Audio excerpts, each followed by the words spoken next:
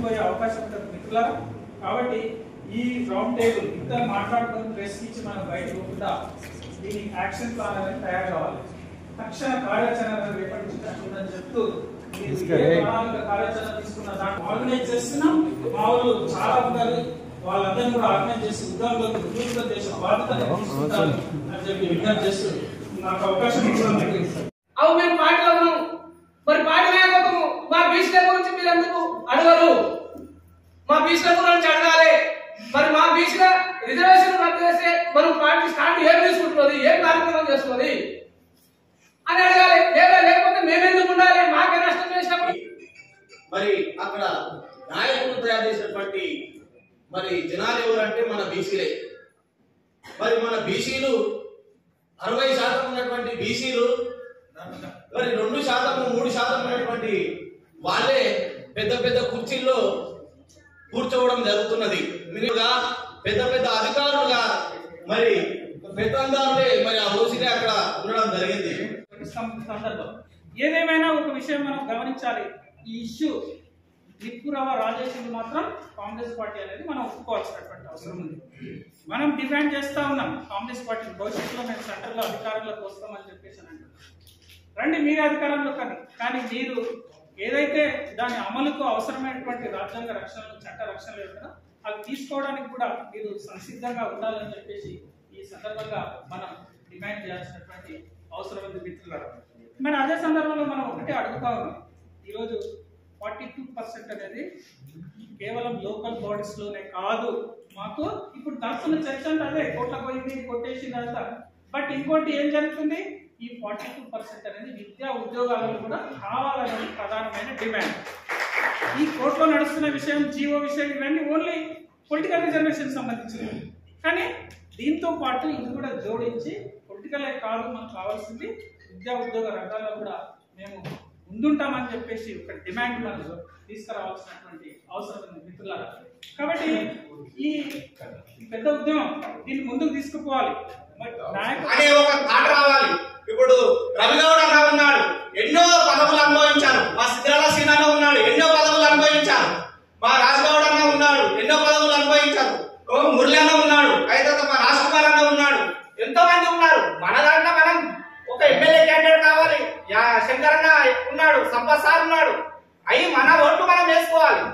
ఆనాడే మనం ఒట్టించేటోడు మనోడు ఉంటే ఏ మూల కూర్చున్నా మన లడ్డు మనకు వస్తుంది. ఈనాడు ఈడబ్ల్యూఎస్ రిజర్వేషన్లు ఎవరు అడిగారు? ఆ 7% ఉన్నటువంటి వాళ్లకు 10% రిజర్వేషన్లు వచ్చాయి.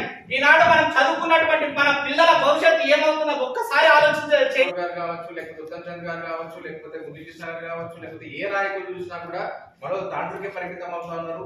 అసెంబ్లీకి పోయి ఖచ్చితంగా అసెంబ్లీలో గుర్తెత్తే నాయకులు మనకు కావాలి. కాబట్టి ఆ విధంగా వాళ్ళు ముందరకు పోతే ఎంతో మంది చేయడానికి మనం తయారున్నాం.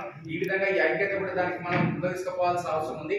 పెద్ద వాళ్ళకి కనిపిస్తున్నాం. బీసీ సామాజిక వర్గాల్లో ఒక పూట హిందీ లేని పరిస్థితి, చదువుకున్న పిల్లలు ఎంతో మంది జాబులు చేయగా ఇంట్లోపల ఉన్న పరిస్థితి ఉంది. కాబట్టి మనమందరం పోరాడి ఈ 42% రిజర్వేషన్ ని తెచ్చుకున్నట్టయితే చాలా పేద వాళ్ళకి మంచి మేలు జరిగినట్టు అవుతుంది. కాబట్టి మనము ఇట్లా ఉద్యమం చేస్తూ మన గల్లీ నుండి ఢిల్లీ దాకా వినిపించేటట్టు నినాదం చేయాలని ప్రతి ఒక్కరికి పేరు పేరున కోరుకుంటూ, దాన్ని ఏ విధంగా మనం ఇక్కడ దాంట్లో ఉన్న పెద్దలు మరి ఎంతో మంది ఇక్కడ గౌరవ పెద్దలు వచ్చారు కాబట్టి దానిపైన కూడా మీరు కొంతవరకు సలహా సూచనలు ఇవ్వాలి. ఏ రకంగా ముందుకెళ్దాము, ఆ రోజు ఏ కార్యక్రమం తీసుకుందాము, ఏ రకంగా మీరు కూడా మాకు బీసీ సంఘాలకు మీరు సపోర్ట్ గా ఉంటారని చెప్పేసి దానిపైన కూడా మీరు సందేశం ఇవ్వాలని కోరుకుంటూ, వ్యక్తిగతంగా మరి ఈరోజు రాజకీయ పార్టీలను అన్ని కూడా అన్ని పార్టీలతో ఒక వేదిక ఏర్పరచుకోవడం జరిగింది.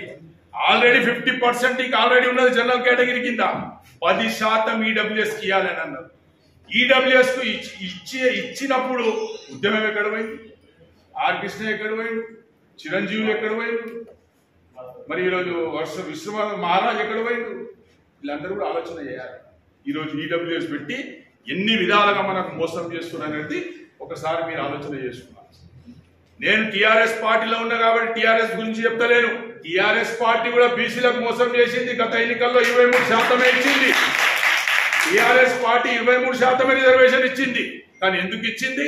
ఆ రోజు అడ్డం పడ్డది ఈ చేవెళ్లలో ఉంటాడు ఒక ఎంపీటీసీ ఫోరం అధ్యక్షుడు సత్యనారాయణ రెడ్డి అని ఆయన తీసుకుపోయి కేసేస్తే ఆ రోజు అడ్డుపడ్డది. ఈ రోజు 42% ఏ విధంగా అడ్డుపడ్డారో ఆ రోజు కూడా అడ్డుపడ్డారు. ఎంతో మాకంత వాటా దక్కాలి, ఎమ్మెల్యేలుగా ఎంపీలుగా చట్టసభల్లో ఇప్పుడు స్థానిక సంస్థల్లో జడ్పీటీసీలు ఎంపీటీసీలు ఎట్లయినా అవుతారు. దాని జడ్పీ చైర్మన్లుగా ఉన్న 33లో 3 తీసేస్తే 30 ఉంటాయి. ఆ 15 స్థానాలు కూడా ఆ బీసీలకు వచ్చేటందుకు మనం అంత ప్రయత్నం చేయాలి. మీరంతా పార్టీలుగా ఒక్కొక్క పార్టీకి ఒక్కొక్క స్టాండ్ ఉండొచ్చు, మీరు కాదనం. ఒక వ్యక్తుల గురించి కూడా మాట్లాడతలేదు. మనం అంతిమ లక్ష్యం రాజ్యాధికారం. ఎవరున్నా ఇక్కడ రాజన్నైనా, రవెన్నైనా, మురళన్నైనా, సంపత్ సార్ అయినా, రమేష్ అన్నైనా, మీరంతా కోరుకునేది ఒకటే, మనం చట్టసభలో రిజర్వేషన్లు బీసీలకు 4 బీసీలు కొట్లాడితే ఎవరో ఒక బీసీ వస్తాడు.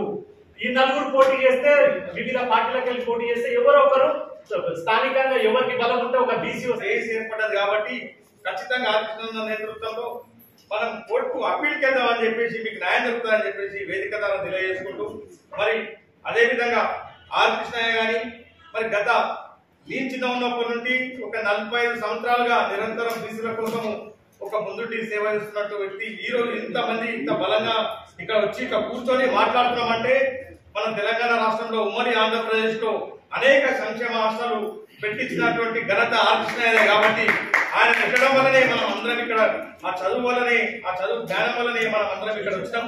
ఈ రోజు రాజకీయ హక్కుల కోసం పోట్లాడుతున్నాం. మనకు రావాల్సిన విద్యావాట దక్కింది, ఇంకా దక్కాల్సిన అవసరం ఉంది.